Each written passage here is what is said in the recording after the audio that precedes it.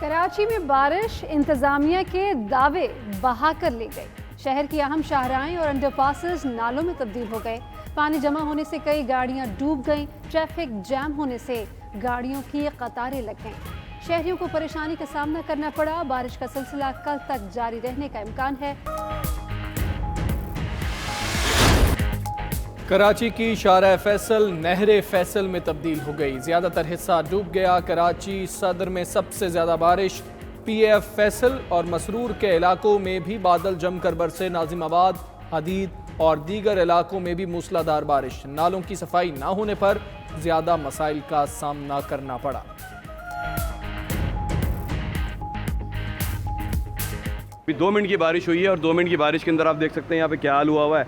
पानी का पूरा गरेला इस तरफ आ रहा है। अगर नालों की सफाई हो जाती पहले तो शायद ये माहौल हमारा नहीं बनता। मतलब 5 मिनट की बारिश में हमारा ये हाल हुआ है कि हम डूबने के मुकाम पर आ चुके हैं। यहाँ का मंजर इस वक्त सर कुछ सैलाब का सा है। थोड़ी सी बारिश हुई है खाली। अगर खुदा ना खास्ता ये बारिश अगर आधे घंटे हो गई या पौने घंटे हो गई तो ऊपर शायद मुझे लगता है कि वहाँ यहाँ कश्तियाँ चलानी पड़ेंगी।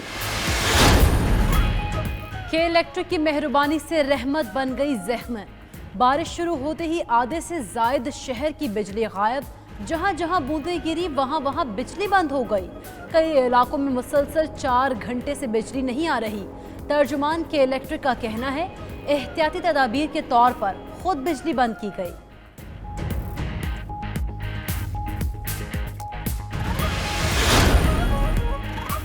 बारिश से पहले कराची में गर्मी का 62 साला रिकॉर्ड टूट गया।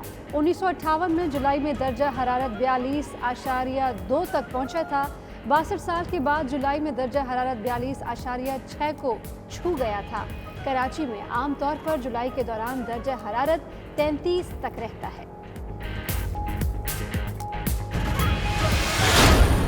जो कुर्बानी की ईद अब आ रही है इसमें हम सब एहतियात करें। SOPs के ऊपर अमल करना है हमने कि अल्लाह ने अगर हमारे पे करम किया है तो हम उसका शुक्र अदा करें। पाकिस्तान पर अल्लाह ने करम किया। वज़ीर आज़म इमरान खान का कहना है शहरी ईद उल अज़हा पर एहतियात करें। कहूटा में शजरकारी मुहिम से खिताब के मौके पर मजीद बोले लाहौर में आलूदगी दरख्त काटने की वजह से बढ़ी।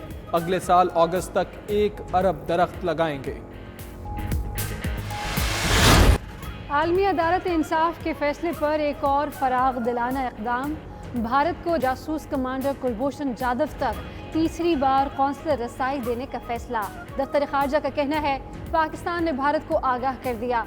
ज़राए के मुताबिक इस बार सिक्योरिटी एहलकार की मौजूदगी के बगैर कौंसलर रसाई फराहम की जाएगी।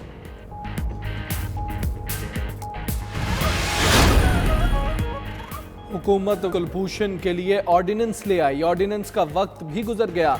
मामला कौमी असेंबली में उठाया जाएगा। बिलावल भुट्टो का कहना है हुकूमत क्यों ये सहूलत दे रही है। पाकिस्तान में कानून सबके लिए एक होना चाहिए। बिलावल बताएं कुलभूषण को कहां रियायत दी गई। शहबाज गिल का कहना है ये अदालत के बजाय मीडिया में अपना केस लड़ते हैं। जरदारी और फर्जंदे जरदारी को NRO नहीं मिलने वाला। आया सूफिया मस्जिद की बहाली के बाद तुर्क सदर का बड़ा ऐलान। रजब तैयब अर्दवान कहते हैं अगला जुमा हजारों अफराद के हमरा आया सूफिया मस्जिद में अदा करूंगा। इस मामले पर आलमी रद्द अमल तुर्की को अपने इरादे से रोक नहीं सकता।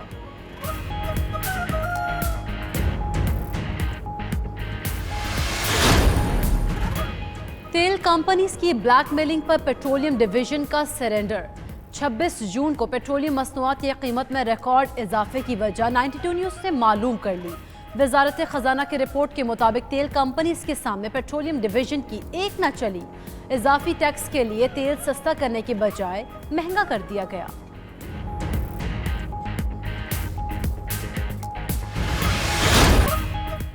कराची में माफिया मुतहर्रिक। दूध, दही और आटा महंगा हो गया। 1 किलो दूध पर माफिया पूरे 26 रुपए छाप रहा है। फाइन आटे का 10 किलो का थैला 60 रुपए महंगा हो गया। शहरियों का कहना है माफिया इतना ताकतवर और हुकूमत कमजोर क्यों।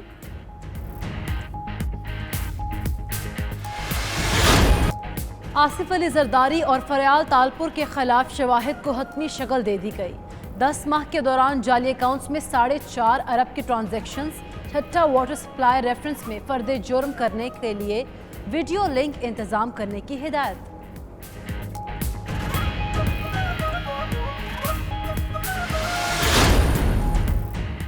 अपोजिशन लीडर शहबाज शरीफ की तबीयत नासाज। ज़राए के मुताबिक डॉक्टर्स ने शहबाज शरीफ का तिब्बी मुआयना किया और मुकम्मल आराम का मशवरा दिया। खिदमत का सफ़र जारी है, साजिशें नाकाम होंगी। उस्मान बुज़दार ने मुल्तान में कहा, सूबे में तामीर व तरक्की का नया दौर शुरू हो चुका है। फयाज चौहान बोले, वज़ीर आला इत्मीनान से काम कर रहे हैं। ऑपोजिशन का पानी से पकोड़े तलने के सिवा काम नहीं।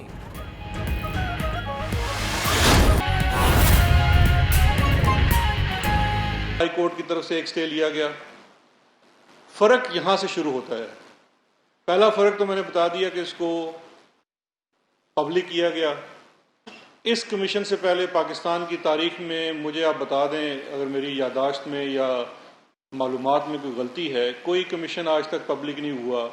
जो भी पब्लिक हुआ उसमें अवाम या कोई भी मुतासरा अफरीक अदालतों के चक्कर खाता रहा, उसने रिटें की, चाहे वो हमूदुर रहमान कमीशन हो या लेटेस्ट ये उज़ैर वाला JIT हो। ये रिपोर्ट्स अदालतों के हुक्म से ही पब्लिक हुई और वो भी पटिशनर्स बेचारे चक्कर लगाते रहे अदालतों के और पता नहीं कितना अरसा उनको सर्फ हो गया। ये तो एक बड़ी स्ट्रेट सिंपल फॉरवर्ड किस्म की ट्रांजैक्शन थी। लेकिन फ़र्क यहाँ पे ये भी था कि जब वो स्टे आया इस्लामाबाद हाई कोर्ट की तरफ से तो उसको गवर्नमेंट की तरफ से खुद परसू किया गया। मैं खुद बहैसियत वकील आपको बता रहा हूँ कि स्टेज नहीं चल सकते। एक बेजा स्टे जो है वो नहीं चल सकता जब तक कि दूसरी तरफ का वकील साथ मुलव्वस ना हो। आप अगर हक पे हैं और आपका केस ठीक है, आप अदालत में जाके खड़े होते हैं। इसमें अदालतों को भी इल्ज़ाम देना गलत है कि हम कहते हैं जी कि अदालतों से स्टे आ जाता है। अदालतें तो अपना काम कर रही हैं, उन्होंने एडजुडिकेशन करनी है। आप अपना मुकदमा जाके लड़ें, वो उसी दिन फैसला कर देंगे, जिस तरह के शुगर कमीशन में हुआ।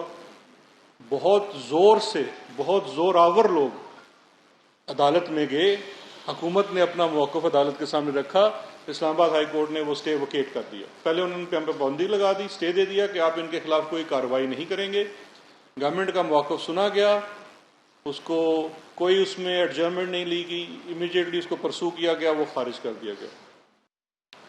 लेकिन मैं उसके ऑर्डर पे भी थोड़ा सा बताऊंगा कि वो ख़ास उस ऑर्डर के अंदर एक शिकायत मेरे बारे में की गई थी, तो इसलिए मैं ज़रा ज़्यादा केयरफुल हूँ। लेकिन इसी तरह से यही वाले जो मिल मालकान हैं, इनका Sindh chapter Sindh high court चला गया। उसके बाद ये वही वाला तरीका वारदात है जो कंपटीशन कमीशन के खिलाफ अपनाया गया। सिंध हाई कोर्ट चले गए, वहाँ से भी एक स्टे ले आया।